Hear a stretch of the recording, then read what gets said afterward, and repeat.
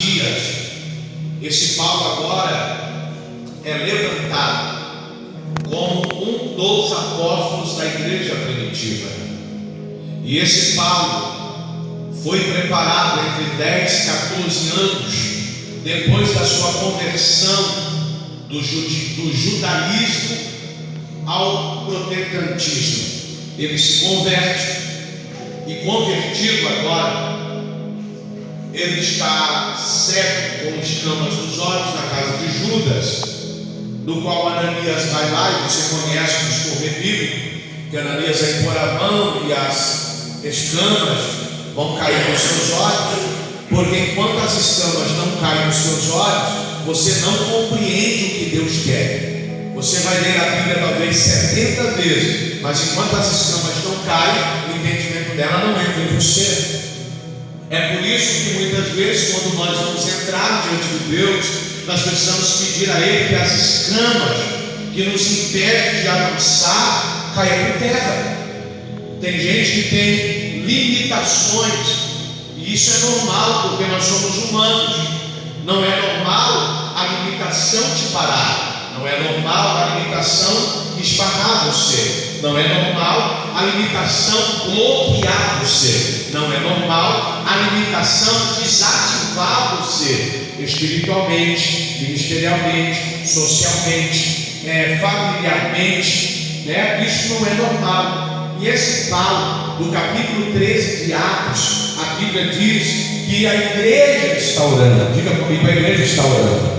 Diga mais forte, a igreja está orando. A igreja está orando, e quando a igreja está orando, o Espírito de Deus fala para a igreja: separa para mim Barnabé e Saulo. Quando a igreja ora, milagres instantâneos e extraordinários e criativos vão acontecer. E quando a igreja está orando, isso aqui para nós é uma lição e um aprendizado para nós. Porque quando a igreja está orando, não é apenas o apóstolo, a bispa, o pastor, os pastores, não é levantada para que a gente não esteja em oração. Porque o diabo sabe que quando uma igreja não ora, ela está fadada a não viver o que Deus tem para a vida dela. E esse horário, irmão, não pode ser para nós um jugo. Não. O orar como igreja não pode ser para nós um fardo. Não. Por quê? Porque é prazeroso entrar diante de Deus para orar. Perceba que você entra mal e sai bem. Você entra limitado para orar e sai um pouco melhor na oração. Perceba que muitas vezes você entra enfermo orando e sai curado. Você entra desanimado e sai animado da oração. Então a igreja primitiva orava. E quando ela está orando, pastor Sebastião, o Espírito diz: olha, não é fulano, não é Bertano, não é ciclano, é esses aqui, é Saulo e Barnabé. Barnabé e Saulo. Então Saulo agora vai fazer a sua primeira viagem missionária, de tantas que ele efetuara, de tantos sinais que esse Paulo executara. E talvez quando você olha para o personagem Paulo, ou para Saulo porque é hebreu, e Paulo porque tem cidadania romana, não é porque Deus mudou o nome. Deus só mudou o nome de Abrão para Abraão, de Sarai para Sara, de Jacó para Israel. No caso de Paulo, Deus não muda o nome, Deus dá a ele dupla cidadania.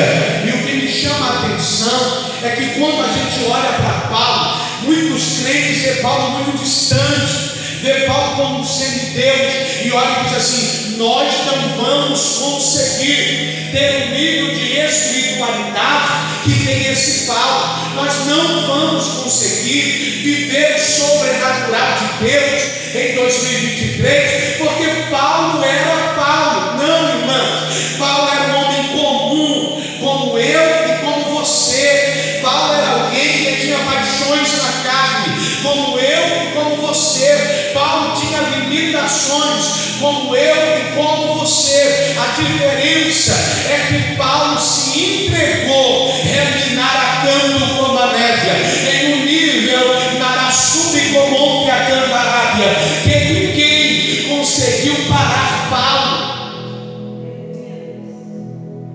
E esse Paulo agora, você conhece. Um belo dia ele está pregando e ele tem que sair da cidade pelo muro. Por quê? Porque querem matar Paulo a pedra. Querem exterminar com a vida de Paulo. Como? Vão matar a pedra. E aí alguém tem a ideia mirabolante de sair com Paulo por dentro do muro. E Paulo escapa. Porque existem momentos da nossa vida, nesse ano de 2023, que vão tentar nos matar, mas todavia, quando tentarem te matar, Deus vai levantar alguém para descer com você sobre os muros. Deus sempre vai levantar alguém para ser canal direto ou indireto sobre a sua vida. Quem está aí, diga glória a Deus. Agora, esse Paulo, no capítulo 27, está dentro de uma embarcação. Pastor Raposo, esses dias esteve numa embarcação dentro do mar, dentro de um navio. Ela teve a experiência e eu tive que aprender a sentar com ela para extrair algumas lições do navio. Mas Paulo estava dentro de um navio à beira do mar, no mar Adriático. E a Bíblia diz que veio uma tempestade cruel contra Paulo no navio. E o texto que nós lemos, no versículo 37, diz que estava dentro da embarcação 200, vou voltar lá para não falar bobeira, estávamos no navio 276 pessoas ao todo. Então não era um carro, não era um ônibus, mais dentro da embarcação 276 pessoas. E o mar Adriático começa a bater, começa a soprar vento sul, ao ponto que eles vão lançar âncora e não acham os pés necessários. Quando acham, vão ancorar aquele navio, mas antes de ancorar, Paulo ficou 14 dias de jejum dentro do navio, por causa daquelas 276 pessoas. Você vai ver que Paulo jejuou 14 dias a fim, para que Deus intervesse pela vida daqueles que estavam no naufrágio, porque eles passaram um naufrágio. A pastora Rose estava no navio, mas não sofreu naufrágio. Ela desfrutou das belezas do mar dentro de um navio e das coisas boas que estavam dentro do navio. Agora pensa no desespero de um naufrágio. O barco vai afundar. Vamos perder tudo que lutamos. Não vamos ver mais o fulano, o Bertano, o ciclano, porque eles não estão dentro dessa embarcação. Só que Paulo entra diante de Deus. Olha para esse irmão e diga para ele: existem situações.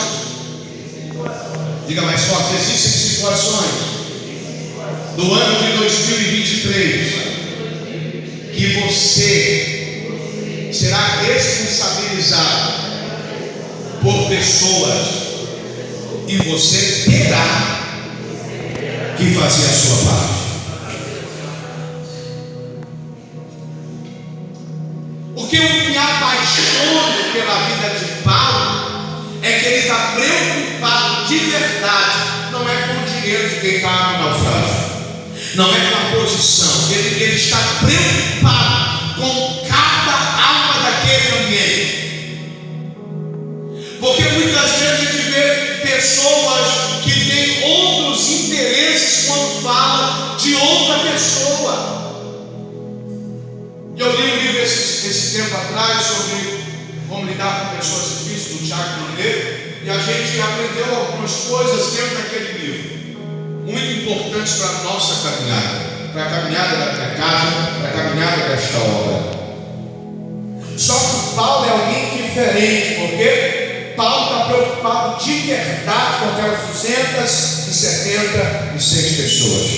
Eu posso ser profeta para a sua vida? Deus esse ano quer que você se preocupe mais com as pessoas.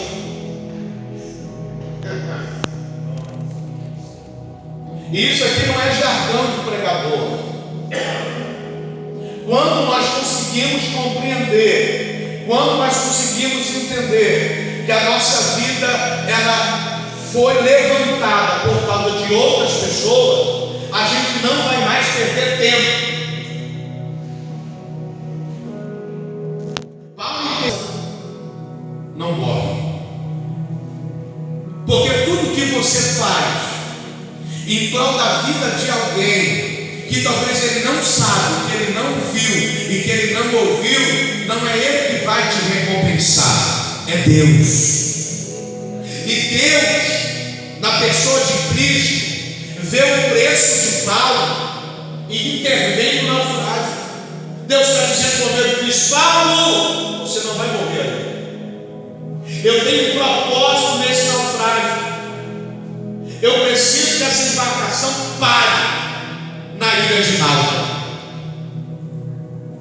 Então existem tempestades, existem mares ábricos que virão sobre a sua vida por causa de pessoas. Por causa de pessoas. Por causa de pessoas. Porque se Deus fizesse eu e você em outra área, em qualquer área da sociedade, Deus teria nos colocado. Ele nos levantou para preocupar com pessoas. E Paulo entende. E entendendo isso, Paulo consagra: Deus dá o livramento por meio de Cristo. E agora Paulo está na ilha de Malta. Quem está aí diga glória a Deus. E na ilha de Malta, Paulo agora é recebido pelos bárbaros. Não são crentes que recebem Paulo, são bárbaros.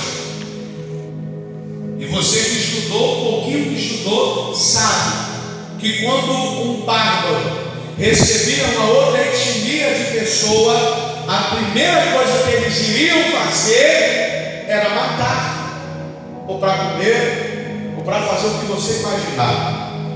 Só que o que me chama a atenção é que Deus já moveu o coração dos bárbaros em prol de Paulo, porque quando eles chegam na ilha, a Bíblia diz que os bárbaros com humanidade vão receber Paulo e os tripulantes, vão acender uma fogueira, porque Paulo está vindo de debaixo da chuva e debaixo de um grande frio. Então eles preparam uma fogueira e recebem Paulo com humanidade. E o céu está dizendo para mim e para você: se os bárbaros que não são crentes conseguem ser humanos, por que a gente que é um ser espiritual, dotado de corpo, de alma e de espírito, muitas vezes temos dificuldade de revelar a nossa parte humana para cuidar de outras pessoas? Aí eles acendem a fogueira, Paulo está aquecendo. Aí Paulo pega um bocado de graveto e lança na fogueira. Quando ele lança na fogueira, a Bíblia diz que uma víbora pica Paulo. E quando ela pica Paulo, ela fica presa na mão de Paulo, ao ponto que Paulo balança o réptil para que ele caia. E aqui tem algumas coisas que eu quero compartilhar com você. A víbora só aparece aonde tem fogo. Aonde havia frio, a víbora não aparece. Em outras palavras, Muitas vezes você será atacado por pessoas transformadas em víboras por causa do fogo que está dentro de você. Enquanto não se tem fogo, a gente não incomoda víbora nenhuma. Quem está aí que dá glória a Deus. Quando você está geladinho, sem oração, sem jejum e sem fogo na alma, perceba que víbora nenhuma vai te atacar. Ela ataca Paulo e ela faz a segunda coisa. Diga comigo a segunda coisa. Ela exala o seu veneno em Paulo. Porque tem gente que quando vê fogueira em você, eita, tem gente que assiste a fogueira de Deus na sua vida, mas não sabe o processo que você passou para a fogueira ser acesa. E aí elas querem atacar e exalar o seu veneno.